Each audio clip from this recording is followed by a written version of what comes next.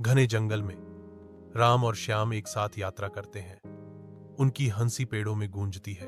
बचपन की यादें और साझा कहानियां हवा में बुनी जाती हैं, जिससे एक अटूट बंधन बनता है। जंगल उन्हें चहचहाते पक्षियों और सरसराहट वाली पत्तियों की अपनी सिम्फनी के साथ गले लगाता है, जो उन्हें एक शांतिपूर्ण आलिंगन में लपेटता है। घने जंगल में राम और श्याम का सामना एक विशाल भालू से होता है, जो एक अप्रत्याशित आतंक है। आदिम भय से प्रेरित राम तुरंत एक ऊंचे पेड़ पर चढ़ जाता है, आसन्न खतरे से शरण चाहता है। श्याम कोई रास्ता न होने के कारण जंगल के फर्श पर बेजान पड़ा है।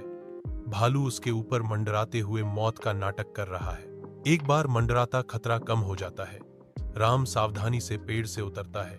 उसका चेहरा चिंता से भरा हुआ है। राम पूछता है, उसकी आवाज चिंता से भरी हुई, भालू ने तुम्हारे कान में क्या कहा?